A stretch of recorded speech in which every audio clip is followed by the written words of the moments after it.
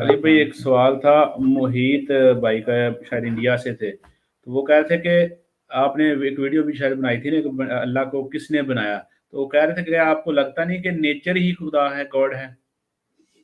जी, इसको भी मैंने एड्रेस किया हुआ है अपनी वीडियो के अंदर, हु क्रिएटेड गॉड। अगर तफसीली वाली वीडियो देखें ना, उसमें कि ये चीज तो एस्टेब्लिश हो गई है कि ये क्रिएशन एक्स नहीलो हुई है, यानी हर चीज अदम महज से वजूद में आई है।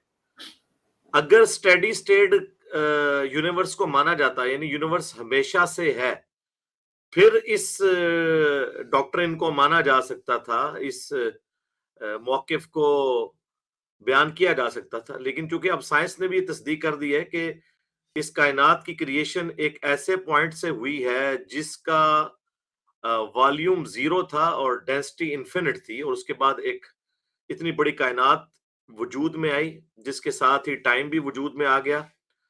जब अब क्रिएशन हुई है तो फिर क्रिएटर को मानना पड़ेगा।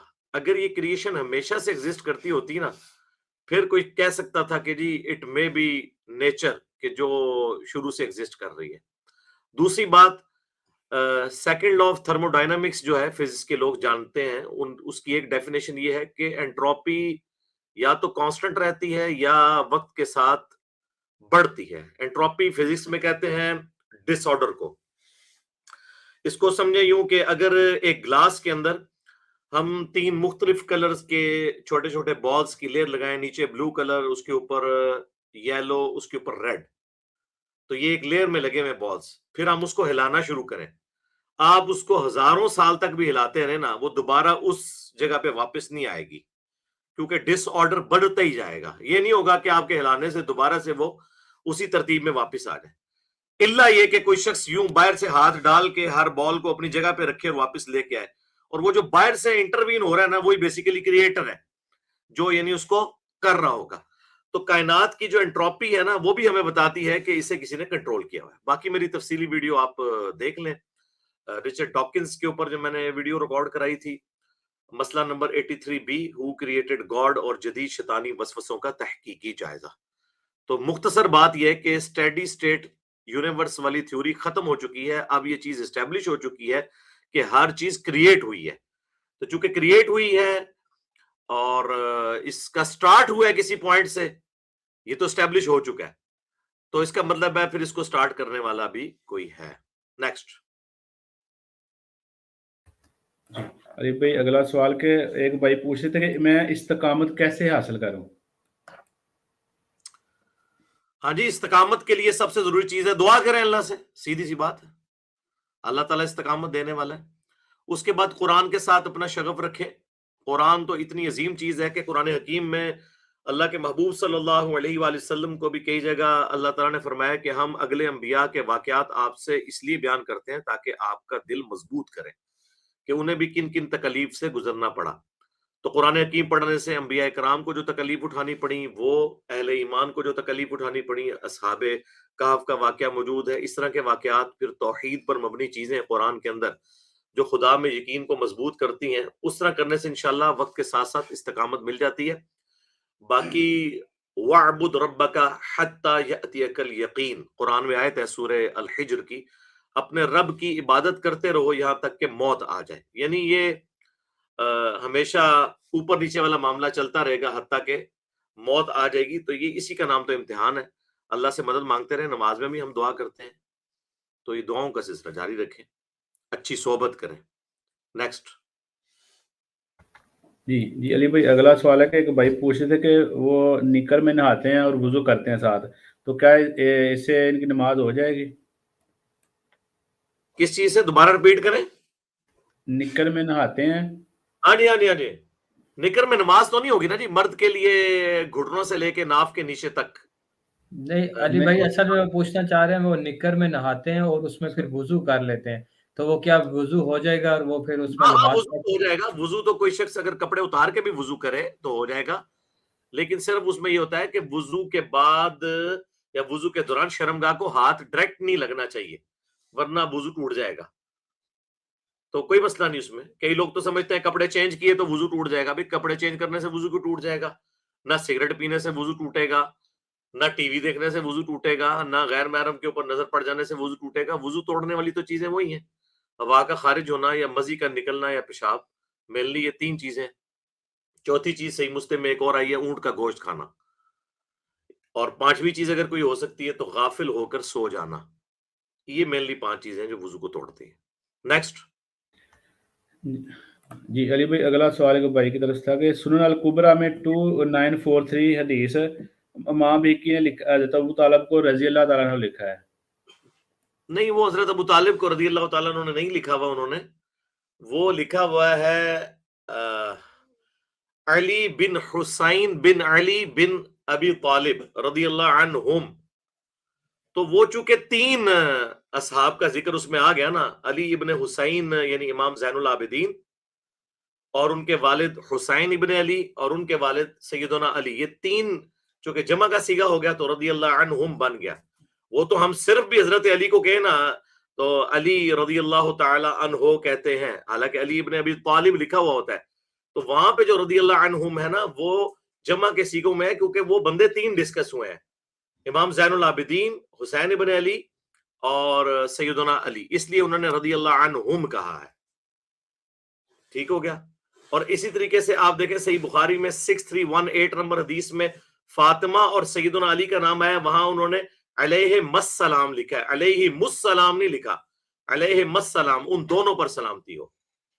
تو یہ ہے اس میں. باقی حضرت ابو طالب کے بارے میں ہمارا موقف تو یہ ہے کہ چونکہ ان کا احسان ہمارے پیغمبر کے اوپر ہے، ہم ان کے بارے میں کوئی نیگیٹو جملہ اپنی زبان کے اوپر نہیں لے کے آتے. پوری امت کے اوپر ان کا احسان ہے. نیکسٹ.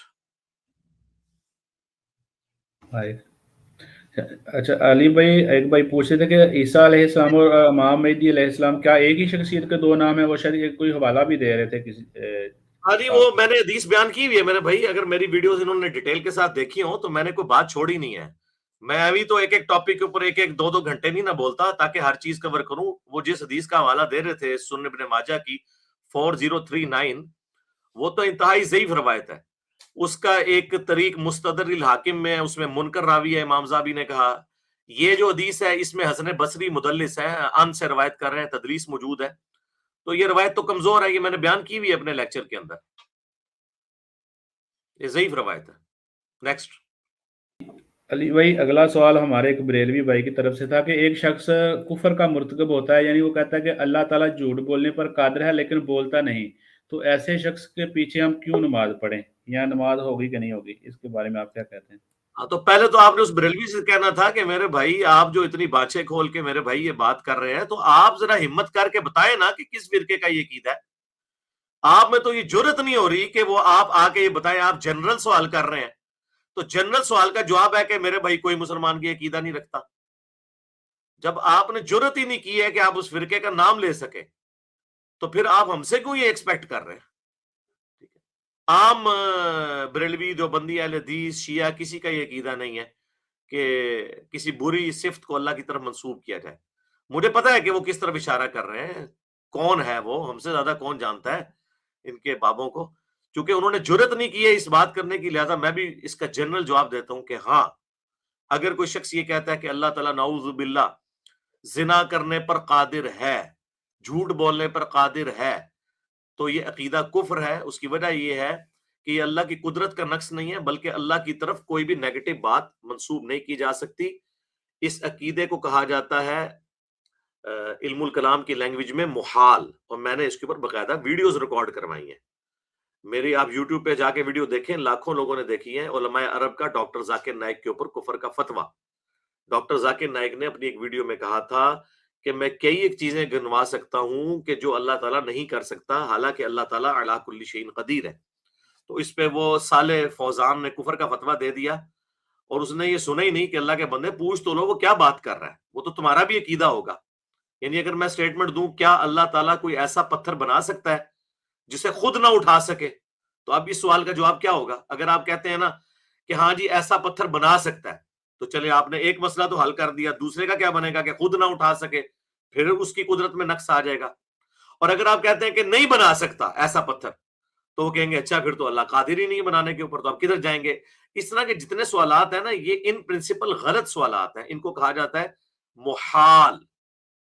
اللہ تعالیٰ چاہے تو کیا بیوی رکھ سکتا ہے؟ تو ہم کہیں گے محال، کیونکہ لم یلد ولم یولد۔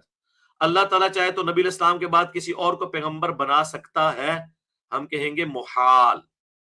یہ ڈسکشن میں لائیں گے ہی نہیں کہ قدرت میں داخل ہے یا نہیں، کیونکہ اگر آپ کہیں گے نا قدرت میں داخل ہے تو پھر لا تبدیل لکلمات اللہ کا کیا ہوگا؟ کہ اللہ تو فرما چکا ہے کہ ما کان محمد ابا احد من رجالکم ولکن رسول اللہ وخاتم النبیین۔ اب اللہ نے جب فیصلہ کر لیا کہ ختم نبوت ہو چکی، اب آپ جان بوجھ کے یہ بات اس کی قدرت میں داخل کریں گے کہ نہیں اس کے باوجود وہ پیغمبر بھیج سکتا ہے، تو ہم یہ کہیں گے کہ یہ محال ہے، کیونکہ دوسری طرف اللہ نے کہا میرے کلمات نہیں بدلتے۔ جب اللہ نے اپنے کلمات کو اٹل کر دیا تو اب اگر اللہ تعالیٰ جھوٹ بولے تو وہ خدا نہیں رہتا، کیونکہ اللہ کی طرف تو یہ صفت نہیں ہو سکتی کہ اس نے لا تبدیل کلمات اللہ ویسے ہی کہہ دیا۔ تو اس طرح کی چیزوں کو دیکھنے کی ضرورت ہے۔ اس کو محال اور مقدور کی بحث ہے۔ مقدور وہ چیزیں ہیں جو اللہ نے کی نہیں لیکن قدرت میں داخل ہیں۔ مثلا کوئی شخص کہے کہ اللہ تعالیٰ ایسی سیڑھی بنا سکتا ہے کہ ہم زمین سے آسمان پہ چڑھ جائیں، تو ہم کہیں گے مقدور ہے، یعنی قدرت میں داخل ہے، ہو سکتا ہے۔ لیکن محال وہ چیزیں ہیں جو اللہ نے خود اپنے لیے طے کر لی ہیں کہ یہ اس طرح نہیں ہوں گی۔ یعنی محال ہے کہ قرآن کے بعد کوئی اور کتاب نازل ہو۔ آپ کو کہ جی اللہ تعالیٰ کو قدرت نہیں ہے، قرآن کے بعد کوئی اور کتاب اس سے بہتر نازل نہیں کر سکتا، تو اب ان باتوں کا آپ کیا جواب دیں گے؟ آپ کہیں گے لا تبدیل لکلمات اللہ۔ تو اسی طریقے سے جو رشید احمد گنگوئی کی طرف اور باقی لوگوں کی طرف وہ جو منسوب ہے، انہوں نے علمی بحثیں کی، اور اسی کے اوپر المہند میں جو کفر کا فتویٰ لگا تھا نا اسام الارمین میں، وہ امکان کذب باری تعالیٰ، یعنی حضرت باری تعالیٰ یعنی اللہ تعالیٰ سے کذب کا وقوع ہو سکتا ہے، اس مسئلے کے اوپر احمد بریلوی صاحب نے فتویٰ لگایا تھا علماء دیوبند پہ، پھر اس کے جواب میں انہوں نے بھی اپنی بات کی۔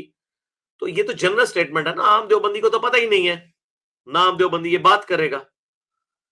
تو وہ یہ کہہ رہے ہیں کہ جی ان کے پیچھے نماز پڑھنا، میرے بھائی ہم تو ان کے پیچھے بھی نماز پڑھ رہے ہیں جو جرت کر کے چشتی رسول اللہ کو کفر نہیں کہہ رہے اور کتابیں چھاپنے والے پرنٹنگ پریس بند نہیں کروا رہے ہشت بہشت کو۔ ہم تو ان کے پیچھے بھی نمازیں پڑھ رہے ہیں جو کشف المحجوب والے بابا جی کو ابھی بھی مانتے ہیں، جبکہ اس کتاب کے اندر نبی علیہ السلام کے بارے میں ایک گستاخانہ واقعہ لکھا ہوا ہے، زید ابن حارثہ کی بیوی کے ساتھ سکینڈل لکھا ہوا ہے، اور وہ آج بھی چھاپ رہے ہیں۔ تو ہم تو ان کے پیچھے بھی نمازیں پڑھ رہے ہیں، اس لیے کہ عام بریلوی کا تو یہ عقیدہ نہیں ہے۔ عام جو امام مسجد ہے بریلویوں کا، اس بیچارے کو تو پتہ ہی نہیں ہے کشف المحجوب میں حشر بہشت میں کیا کچھ لکھا ہے۔ تو اسی طریقے سے عام دیوبندی کو کیا پتا کہ ان کے بابوں نے کیا کام ڈالا ہے؟ ہم یہی تو بتا رہے ہیں۔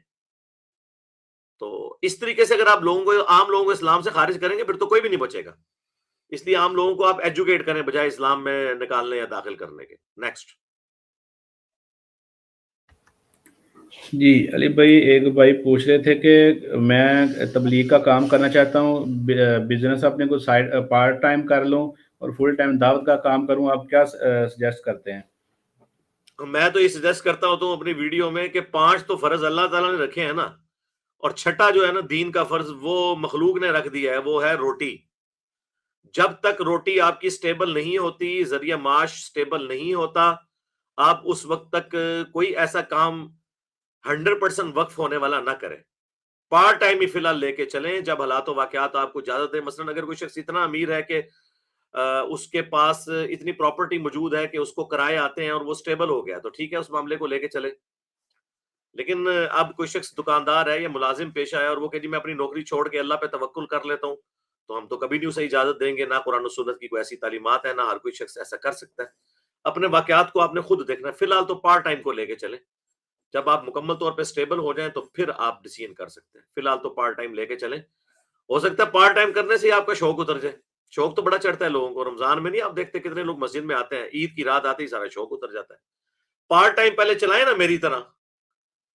میں نے 15 سال اپنی جاب کے ساتھ سارے معاملات چلائے ہیں، تب جا کے at the end of the day میں نے جو ہے ٹوٹلی دین کے لیے وقف ہوا ہوں، ٹھیک ہے نا۔ جب مجھے یقین ہو گیا کہ میرے ریسورسز بھی مینج ہو گئے ہیں، پلس میرا یہ کام، میرا یہ پیشن ہے، ٹھیک ہے، پھر میں نے جو ہے نا آفیشلی جو ہے وہ اپنی جاب سے ریٹائرمنٹ لے کے پینشن کی طرف گیا ہوں۔ ورنہ تو نہیں اس طرح ہوا کہ مطلب جس طرح کہ میں جذباتی کو فیصلہ کر لوں۔ نیکسٹ جی علی بھائی، اگلا ایک سوال ہے کہ جب حضرت ابو سفیان رضی اللہ عنہ نے اسلام قبول کیا اور آپ صلی اللہ علیہ وسلم سے ملنے گئے، وہ جب اندر گئے تو حضرت عمر رضی اللہ عنہ نے آپس میں وہ باتیں کر رہے تھے کہ ان لوگوں نے ڈر سے اسلام قبول کیا ہے، تو حضرت ابو بکر رضی اللہ تعالیٰ عنہ نے کہا تھا کہ یہ دل کا حال اللہ تعالیٰ جانتا ہے، تو اس پہ آپ کوئی اظہار خیال کر دیں۔ بالکل ٹھیک کیا حضرت ابوبکر صدیق رضی اللہ تعالیٰ عنہ نے، صحیح، اسی طرح ہی کہنا چاہیے، ایک مسلمان کے بارے میں حسن ظن ہی رکھنا چاہیے، لیکن گراؤنڈ ریئلٹیز تو اپنی جگہ ہے نا، کہ یہ ایمان لانے کی نوبت اس وقت ہوئی جب سورہ توبہ میں آیت نازل ہوئی کہ 4 مہینے کا ٹائم ہے، یا جزیرہ نما عرب کو چھوڑ کر چلے جاؤ یا اسلام قبول کرو ورنہ قتل کیے جاؤ گے عذاب استیصال کے طور پہ، جیسا کہ اگلے انبیاء کا انکار کرنے پر اللہ تعالیٰ کی طرف سے عذاب آتا تھا۔ سورہ توبہ میں آیا کہ اس دفعہ عذاب صحابہ کی تلواروں کے ذریعے آئے گا، جس طرح کا عذاب جو ہے قوم نوح کے اوپر طوفان کی شکل میں آیا، قوم شعیب کے اوپر چنگھاڑ کی شکل میں، قوم عاد کے اوپر، سمود کے اوپر آیا، تو اسی طریقے سے ہمارے نبی کے کیس میں بھی تو رسول کا انکار کرنے پر عذاب الہی آنا تھا نا، عذاب استیصال، وہ سورہ توبہ میں آیا کہ وہ قتال اور جہاد کے ذریعے صحابہ کی تلواروں سے ایسے لوگوں کو قتل کیا جائے گا جنہوں نے اسلام قبول نہیں کیا، اور ڈھیل 23 سال کی تھی۔ 13 سالہ مکی دور کر لیں اور چلیں 8 سال وہ کر لیں، اور یہ تقریباً 21 سال بن گئے۔ تو اس کے بعد جب آخر میں یہ جب رکھا گیا، تو اس کے بعد جن لوگوں نے اسلام قبول کیا تو ان کو شریعت کی ٹرمنالوجی میں طلقاء کہا جاتا ہے، یعنی یہ لوگ وہ ہیں جنہیں، یعنی ان کی توبہ کو ایکسیپٹ کیا گیا، جس طرح حضرت واشی تھے، حضرت ابو سفیان تھے، حضرت معاویہ تھے رضی اللہ عنہم اجمعین، لیکن ہم ان کے بارے میں بدگمانی تو نہیں کرتے۔ لیکن صحیح مسلم میں یہ حدیث ہے کہ جب ابو سفیان نے آ کے نبی الاسلام سے شکایت کی کہ آپ کے ساتھی جو ہیں نہ تو میرے ساتھ صحیح طریقے سے بہیو کرتے ہیں، کیونکہ پوری زندگی میں آپ کے ساتھ لڑتا رہوں، نہ اٹھتے بیٹھتے ہیں، ہمارے ساتھ ریزرو رہتے ہیں، تو میں چاہ رہا ہوں کہ آپ جو ہے نا مجھے جو ہے کسی جہادی مہم پہ اپنے ساتھ لے جائیں تاکہ اس کی وجہ سے کوئی نرمی آ جائے ان کے دل میں، اور میرے بیٹے معاویہ کو جو ہے وہ آپ اپنا منشی یا کاتب وحی یا اسسٹنٹ رکھ لیں۔ کاتب وحی کے تو لفظ نہیں، کاتب رکھ لیں۔ کاتب وحی والے الفاظ تو دلائل النبوہ میں ہے، امام بیہقی کی کتاب میں، لیکن پھر وہاں آگے اور بھی کچھ لکھا ہوا ہے، وہ پھر آپ لوگوں کو پتہ ہی ہے، وہ کاتب وحی والی میری ویڈیو دیکھ لیں۔ اس میں راوی کے الفاظ ہیں کہ نبی علیہ السلام کی یہ شفقت تھی کہ آپ کسی کو انکار نہیں کرتے تھے۔ اگر ابو سفیان خود سے حضور سے یہ باتیں نہ مانگتا تو اللہ کے نبی خود سے کبھی بھی اس کے بیٹے کو نہ رکھتے اور نہ یہ باقی چیزیں جو اس نے مانگی تھی اس کو دیتے۔ تو اس سے پتہ چل گیا کہ نبی علیہ السلام کا مزاج کیا تھا، اور صرف حضرت عمر کا یہ موقف نہیں تھا، باقی صحابی یہی سمجھتے تھے کہ یہ لوگ اینڈ میں مسلمان ہوئے۔ اس کو سپورٹی وہ بخاری مسلم کی حدیث ہے کہ غزوہ حنین کے موقع پر ابو سفیان کو 100 اونٹ دے دیے نبی علیہ السلام نے، صفوان کو بھی دے دیے 100 اونٹ۔ تو چند نوجوان جو اصحاب تھے انصار مدینہ کے، انہوں نے کہا کہ ابھی تو ہماری تلواروں سے قریش کا خون بھی ٹپک رہا ہے، اور اس شخص پہ اپنے قبیلے کی محبت غالب آ گئی ہے، یعنی رسول اللہ پہ۔ اب یہ کلمات کفر تھے، انتہائی گستاخانہ کلمات تھے۔ اللہ تعالیٰ نے وحی کے ذریعے بتا دیا نبی علیہ السلام کو کہ آپ کے چند جذباتی انصار نے یہ بات کی ہے، تو نبی علیہ السلام نے انہیں بلایا، سینئر اصحاب بھی آگے کہ تم نے یہ بات کی ہے، تو سینئر نے کہا کہ یا رسول اللہ یہ جذباتی نوجوان ہے، آپ ان کا عذر قبول کر لیں۔ تو نبی علیہ السلام نے کہا کہ اللہ اور اس کا رسول تمہارا عذر قبول کرتے ہیں۔ پھر آپ نے ان انصار کی دلجوئی کی، 295 زینی لگائی ان پہ۔ آپ علیہ السلام نے ان کی بات کی دلجوئی کی کہ واقعی یعنی یہ بات تو اپنی جگہ ٹھیک ہے کہ پوری زندگی تو انصار مدینہ اسلام کے لیے لڑتے رہے نا، اور جن کے باپ داداؤں کو قریش مکہ جو نبی علیہ السلام کے اولین دشمن، آخری وقت تک دشمن رہے، ان کو قتل کر کے اسلام کی راہ تو ہموار کی تھی انصار مدینہ نے۔ اور اب جب اسلام کا گولڈن پیریڈ شروع ہوا تو انصار کو نبی علیہ السلام نے کچھ نہیں دیا۔ پھر نبی علیہ السلام نے فرمایا کہ کیا تم اس پہ راضی نہیں ہو کہ یہ لوگ دنیا کا مال لے جائیں اور تم اللہ کے رسول کو لے جاؤ؟ اور خدا کی قسم اگر پوری دنیا ایک گھاٹی میں چلے انصار دوسری گھاٹی میں، تو میں اس گھاٹی میں چلوں گا، میرا جینا مرنا انصار کے ساتھ ہے۔ تو اس جذباتی جو خطبے کا مطلب کیا تھا کہ ان کو میں دنیا کا مال دے رہا ہوں تالیف قلب کے لیے، کہ ان کا اسلام پہ دل مضبوط ہو جائے، اور تم تو کامل الایمان مومن ہو، تمہارے لیے تو اتنا ہی کافی ہے کہ میں تمہارے ساتھ چلا جاؤں گا، حتیٰ کہ میری زندگی کے 52 سال مکے میں گزرے ہیں، میرا آبائی شہر ہے وہ، لیکن میں وہاں پہ سکونت بھی اختیار نہیں کروں گا، واپس مدینہ آؤں گا، قبر بھی میری مدینہ میں بنے گی۔ تو انصار نے کہا کہ ہمیں اللہ اور اس کا رسول چاہیے۔ ٹھیک ہے، تو یہ ساری چیزیں بتا رہی ہیں کہ نبی الاسلام کو بھی ان چیزوں کا احساس تھا اس حوالے سے۔ تو یہ معاملے اتنے سادہ نہیں ہے ایک جملے میں میرے بھائی، یہ معاملے حل ہونے والے نہیں ہیں، یہ پوری ڈاکٹرین ہے. ٹھیک ہے، صرف حضرت عمر کا مسئلہ نہیں تھا، میجارٹی صحابہ کی، انصار اور مہاجرین کی یہی سمجھتی تھی کہ یہ لوگ طلقاء ہیں، ان کو سبسسٹنس لیول کے اوپر بالکل اینڈ پہ جا کے اسلام ملا ہے، تو اب ان کا وہ درجہ نہیں. اور دیکھ لیں پھر حضرت عمر اپنے دور خلافت میں اسی عمر سیریز میں فلمایا نا کہ ابو سفیان جب آیا تو اس کو تو زوم تھا کہ میں مکے کا سردار تھا، تو وہ لائن توڑ کے پہلے ملنا چاہتا تھا. تو حضرت عمر نے کہا نہیں، پہلے میں ان سینئر غریب صحابہ کو ملوں گا جو بدری صحابہ ہیں، جنہوں نے حضور کا اس وقت ساتھ دیا جب تم لوگ رسول اللہ کے دشمن تھے. تو وہ ناراض ہو کے ملے بغیر چلا گیا. تو پھر بعد میں دوسرے صاحب نے اسے، سہیل ابن عمرو نے سمجھایا کہ بھائی دیکھ لو، یہ تو ہماری غلطی ہے نا، ہم اینڈ پہ مسلمان ہوئے ہیں نا. تو اب یہ جو درجہ ہے وہ تو جنہوں نے حاصل کرنا تھا انہوں نے تو کر لیا نا میرے بھائی. سابقون الاولون تو پھر وہی ہے نا. ٹھیک ہو گیا.